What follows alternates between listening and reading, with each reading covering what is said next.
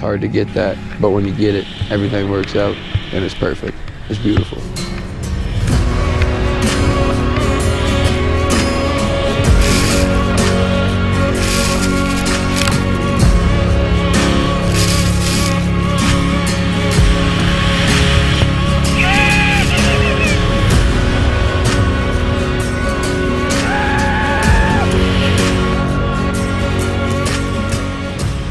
That's the dream. That's what we all live for if you're a skier. And it's just pure bliss. You can't really buy that feeling. I've said that before, but that's true. That feeling right there, that's priceless.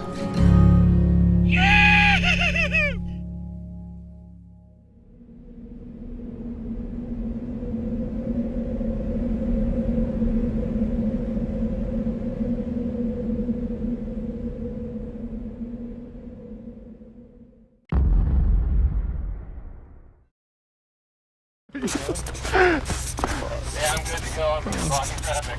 Okay, man. Am I running? Yes. All right. Have fun, man. All right. Have fun, bro. Thanks. Yeah, See you guys. Yeah.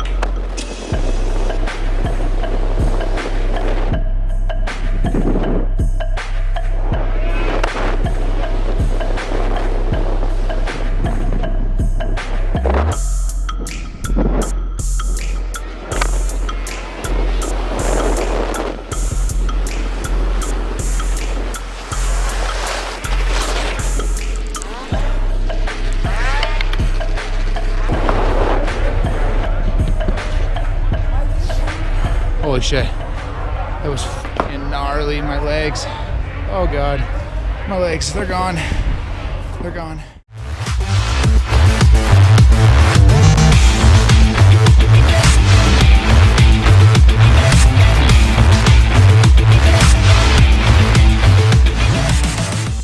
Hi Ski TV UK, Sarah Duffy here from Mount Buller in Australia. Our ski season is between June and October every single year, and we would love to see you for a ski down under sometime soon.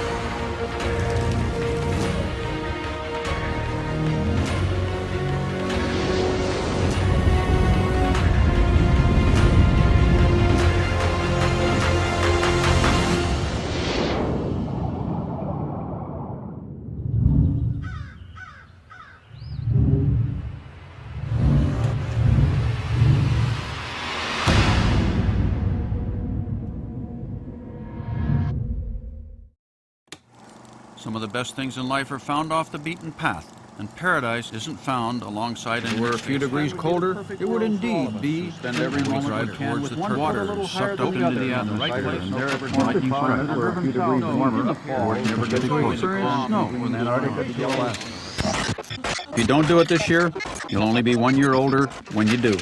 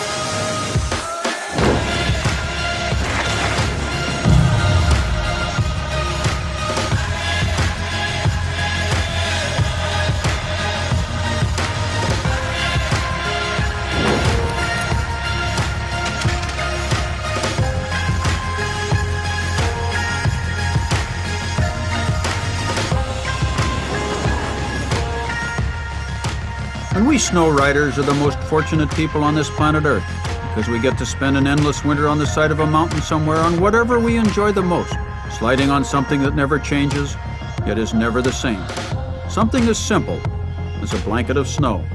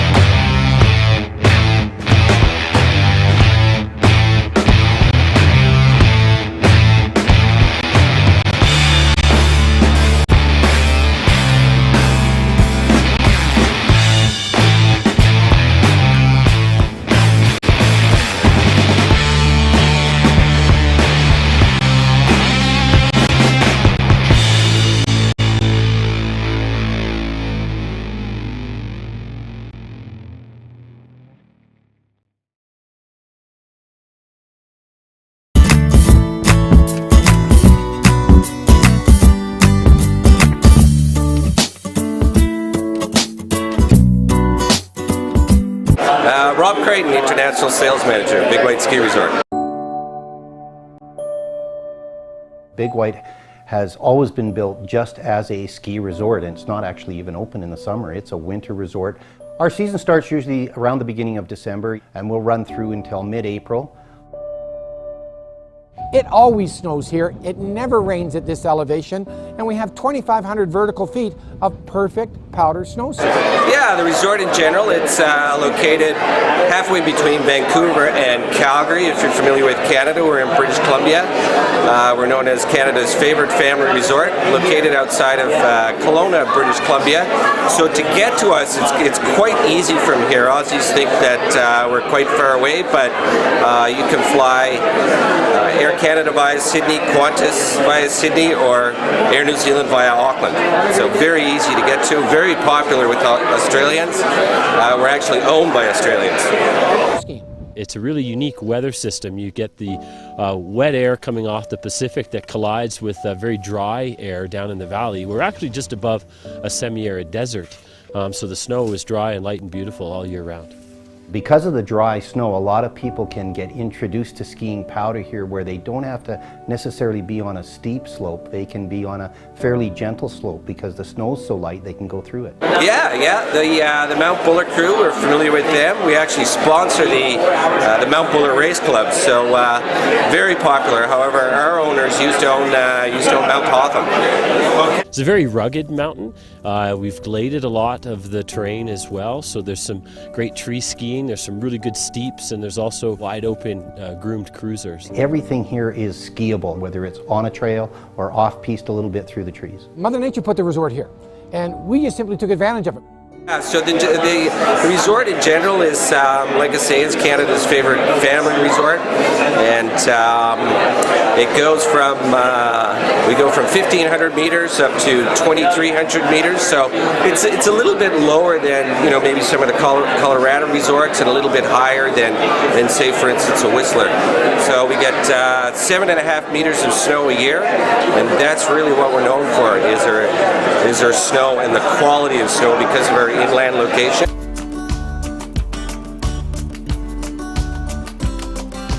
Big White and the Okanagan is sort of smack dab in between Calgary and Vancouver in the interior of BC.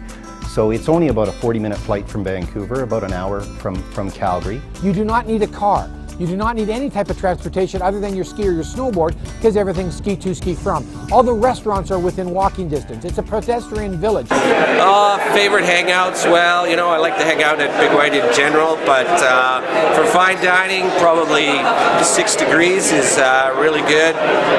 If you want to go out to a nightclub or a pub, probably Snowshoe Sands.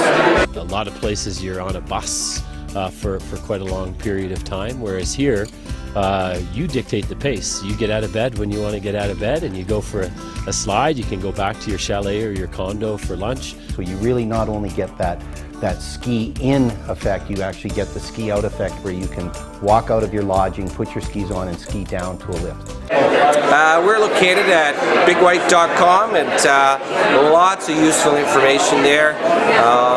We've got videos of the resort. There's 360 views of accommodation. There's aerial photos and lots of information there. And actually, if an Australian logs into our website from Australia, it'll give you everything that you need, I guess, that an Australian would need to know. We're very fortunate with the accommodation because we really do have the whole gamut. You've got everything from a youth hostel on the mountain to your own small apartment, and we've got it all the way up into units like this one here where you've got beautiful appointed luxury accommodation, private hot tub on your deck, just a great winter experience to have. We don't have crowds, we don't have lineups on the lifts, so the pace here is pretty relaxed, and I think that carries through to the way the staff treat the guests on the mountain. We pride ourselves on being Canada's favorite family resort. And when it comes down to family, obviously we need to take care of kids, and we think that we take care of kids really well here. We've got programs for all ages and ability levels. Kids often progress at ridiculous rates. They're from brand new skiers and snowboarders to up on the chairlift within a few hours. Big White has a myriad of different dining experiences here. We can go from the top end in our fine dining environment here, like the Kettle Valley Steakhouse, all the way through any of the walk-up cafes and bars and restaurants that you'd find in the village. Once you're here, you're here. Everything is within walking distance, so it's the convenience factor combined with tons of great snow and a beautiful resort village that just is the ease of access. We're really a stressless holiday. It really relates back to the people serving you dinner at night or making your beds or tuning your skis. It's not a job to them, it's a lifestyle. And when you can work in a lifestyle that you love, it just reflects on our guests, and it just makes for a happier vacation for our guests.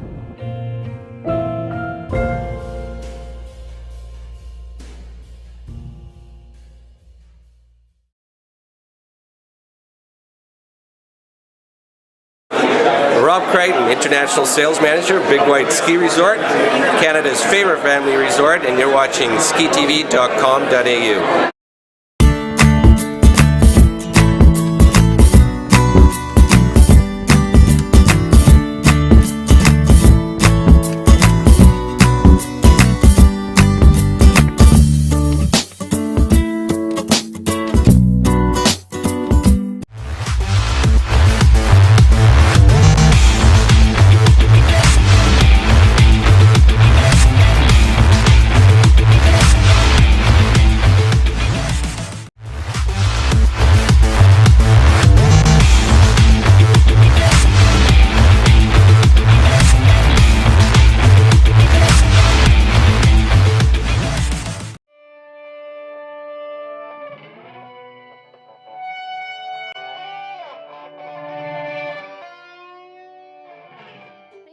The thing that I love the most about being an artist is the places that it takes you, not just necessarily like in the physical world, the places that you see, but just the places it takes you in your head. It can be a little bit tricky at times. It can be very uncomfortable when you're trying to realise the ideas in your head onto canvas. I think I take a lot of pride in my work, so I feel like it always has to be right, which means a lot of sleepless nights and a lot of redos. When I think about I'm wanting to create a painting, I want it to be beautiful and that something that people will look at and they'll admire. I've got to interpret the idea onto the canvas, and so it often just feels like you're wringing yourself out a little bit, trying to get that idea out and manifest it and express it. And so sometimes you have to try to remember to let go of creating something that's pretty and allow yourself to just be a bit more adventurous and let other techniques come in. And then often at the end, they work the best. If you try and do something just to make something visually pleasing, I find that it can actually paralyse you. You've got to be ready to explore and let things get a little bit messy. And then you get something that's a lot more real and it has a lot more character to it. And I feel that people can look at it then and they'll see, it's almost subconsciously they can see that struggle, and it gives it a bit more depth and more life to the painting rather than being two-dimensionally pleasing. You can see that there's other things going on there.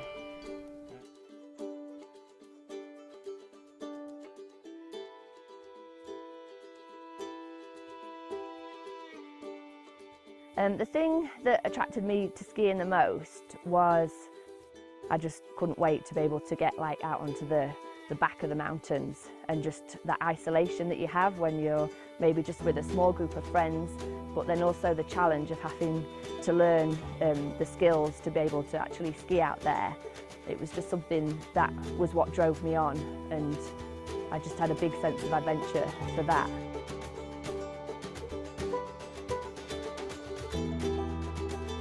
I've been lucky, I've been able to go and ski in places like Japan and New Zealand and different parts of the Alps, so it's taken me to different cultures and to be able to see lots of different views, and that has inspired my art quite a lot as well. I find that being in nature and living as we do on the mountains, and your daily routine is different, you see that you don't have to conform to these ideals all the time, and that if you can step outside the box, then it makes just your whole outlook is more creative and you become more adventurous, and you can see that there's a lot more to life than just living monotonously every day.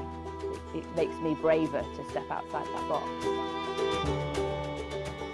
It was just something that I just felt led here, and I did everything that I could to be here and to live here and to make it work. And once I got the opportunity at Faction to start to put my work onto the designs, it's just, I don't think it's something that I ever thought would happen. The first time I ever did it, I actually took a pair of the Supertonics to Utah. I'd not practiced on them before, and I was kind of straight into the guts of things out there, and it just, I don't know, they just really felt like they were my skis and they were my friend, and I was going to be all right on them that day.